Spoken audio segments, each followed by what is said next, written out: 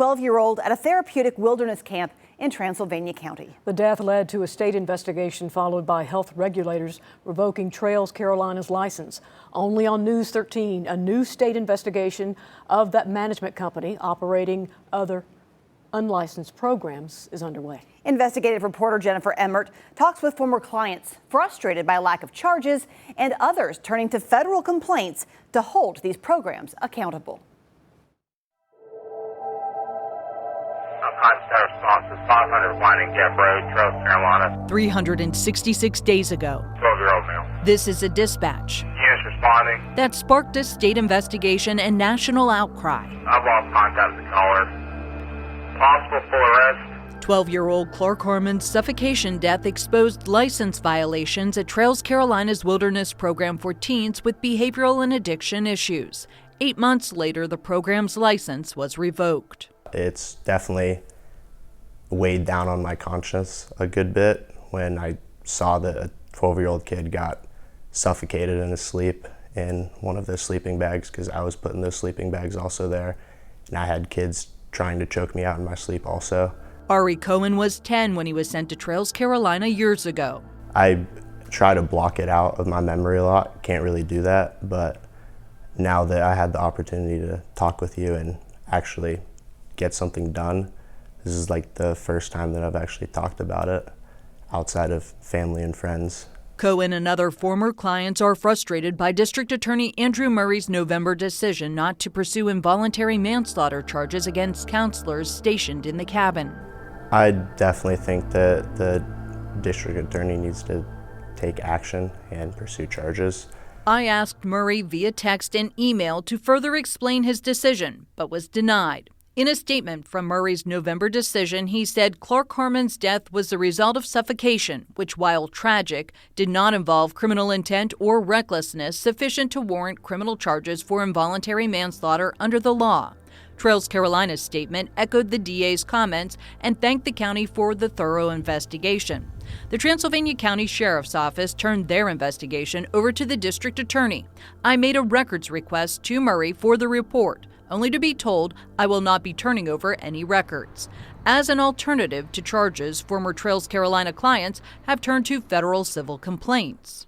The criminal system disappoints people all too often. And so what is left to seek justice and avenues to justice is the civil system. Attorney Kim Doherty recently filed 2 federal civil complaints alleging abuse, negligence, and unfair trade practices against her clients at Momentum, also known as Trails Academy, in state paperwork. Momentum is managed by Wilderness Training and Consulting, who are also named in the complaint and manage Trails Carolina. He was isolated, unable to receive services that he was promised.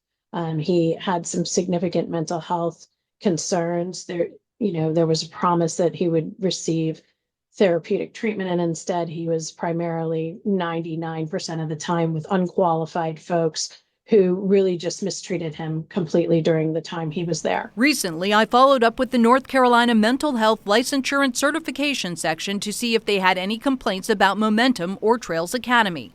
They explained Momentum is not licensed. I asked if it should be. The state statute reads a licensable facility is defined by state law as a facility for 1 or more minors or 2 or more adults that provide services to individuals who have mental illnesses or intellectual or other developmental disabilities or are substance abusers.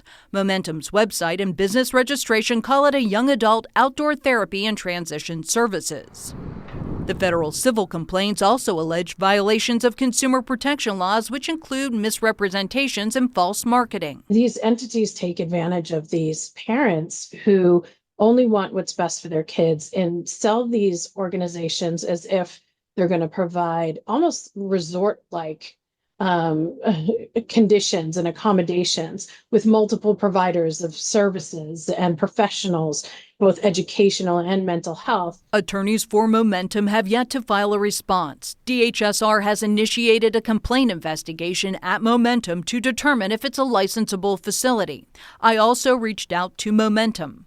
In a statement, they said healthcare facilities and programs serving different clientele often have different legal requirements. They referred me to state regulations. Licensed facilities get annual inspections, but the state admitted last year surveyors have failed to keep up. Even in the sense where there are agencies that do regulate them in some limited capacity, most of the time the oversight is extremely limited and clearly is not providing the type of oversight that's necessary. The federal civil complaints filed by Dougherty, which threatened a class action last month, moved to early mediation.